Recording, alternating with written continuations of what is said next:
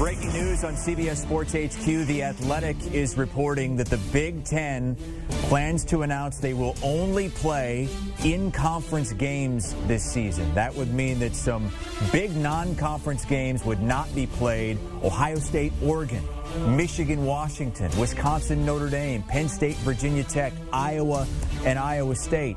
The Big Ten, once again, reportedly is getting set to announce that they will cancel all non-conference games and focus only on in-conference football this season.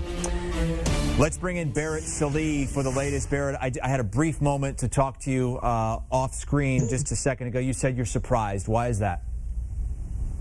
Well, because it does come relatively early. I mean, these players have been back from July 4th weekend only for a week now, and I think that was the big goal. At least I thought that was going to be sort of the big line of demarcation to say, all right, look, you know, who tested positive after they went home? And you saw Oklahoma release today that nobody tested positive yesterday. Notre Dame has one football player altogether through every round of testing who's tested positive. So I was surprised it happened so quickly. Talking to some folks, and Missouri's AD Jim Sturk even said this today, that the SEC is going to wait till the end of July to talk about a conference-only season. So, yeah, I'm stunned that it comes out so early because, look, we're all amateur epidemiologists. We can state that cases are going up and deaths are going down or whatever, but I just thought they'd probably wait about a week, maybe two, to figure out what they wanted to do, knowing that a lot of these players are coming back from being at home,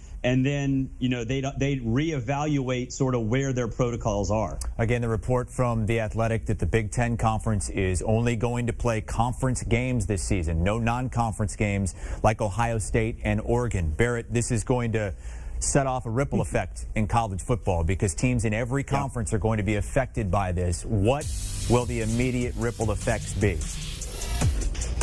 Well, I think the immediate ripple effects is people are going to be scrambling like you see right there. All those games, you know, Oregon's got to find somebody. Washington, Virginia, all those teams have to find new opponents or adapt the conference-only schedule as well. So I think this is sort of the first domino. Everyone talked about the Ivy League's decision yesterday being the first domino. That's just not true. That has nothing to do with Power 5 football. It's a completely different animal. And so this, I think, will force every other conference to basically make the same decision. And then beyond that, it makes you wonder what the postseason will be. Because if you have conference-only schedule across the board, you can't judge Pac-12 versus Big Ten or SEC versus Big 12. They don't play.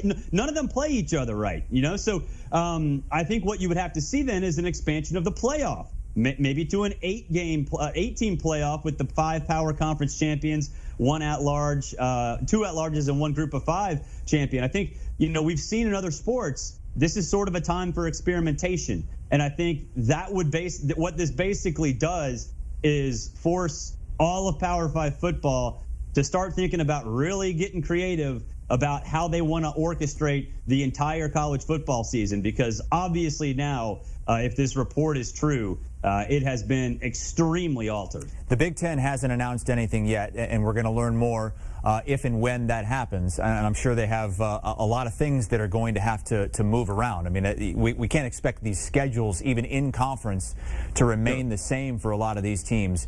Do you expect there to be more conference games added? Because there are more than 10 teams in the Big Ten. There are 14 teams now in the Big Ten Conference.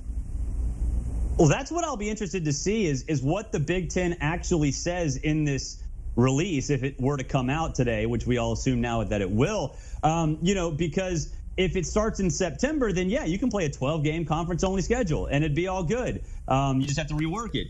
No real trouble there. But then if it starts in October, do you play a 9-game schedule? Do you play a 12-game schedule and just push everything back? I think that's where these conferences are going to now have to get on the same page, knowing that, you sort of, for the national championship's purpose, you have to sort of be on the right page. So, I think it's going to be interesting to see what happens. And let's just say they start in September and it's a full 12-game schedule. All right, well, a Big Ten's going to have to double up, and each team's going to have to play two opponents twice. So, I think that's going to be the next big domino to sort of figure out, okay, do you have two versions? Do you have a 12-game slate that starts in September? Do you have a 9-game slate that starts in October? Do you have a 12-game slate that starts in October? And then what happens at the end of the season? How long do you stretch it out? Do you perhaps put the playoffs sometime between the AFC and NFC championship games and the Super Bowl, or on the Saturday of the Super Bowl weekend? So there are a lot of different variables now. I think because of this, now you start have to being really creative with what options you have on the table if you're all of Power 5, or really if you're all of college football, to sort of figure out, all right, how do we all sort of orchestrate this and still weave in some version of a playoff and a national championship, because that still has to exist. We had the Ivy League canceling all of their fall sports yesterday, moving them all to the winter or spring at the very earliest. Now the Big Ten is set to reportedly announce that they won't play non-conference games. They'll play everything in conference. You're having people now really start to wonder. I mean, there was worry out there already, but really start to wonder, are we going to get a college football season in 2020? Where do you stand on that?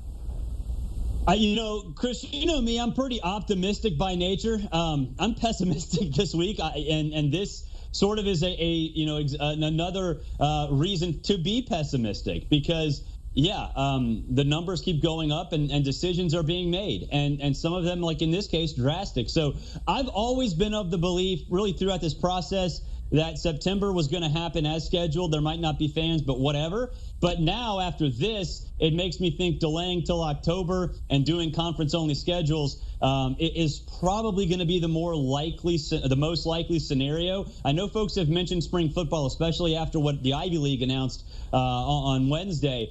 I just think that would be more of an idea than a reality. All of our ideas and plans are fluid at this moment.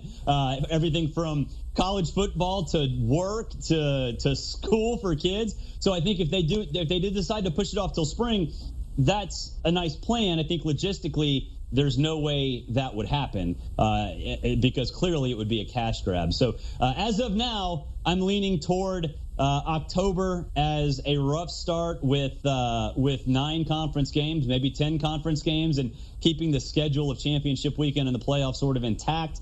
But like I've said several times, my mind changes a lot, as do all of our minds during this whole process, because all of these facts are just so fluid. Once again, surprising news today from the Big Ten. The reports are that they are going to announce that they will cut all non-conference games out of the schedule and only play Big Ten games. Ohio State is the overwhelming favorite from William Hill to win the Big Ten at -270, followed by Penn State, Michigan, and Wisconsin, and then a pretty big drop-off down to the Nebraskas, Iowas, and Minnesotas of the group. Do you want a sports network that delivers everything that matters about the game? The highlights, the picks, the instant analysis, no yelling, no fake debates, no politics. Hit the subscribe button and never miss a moment.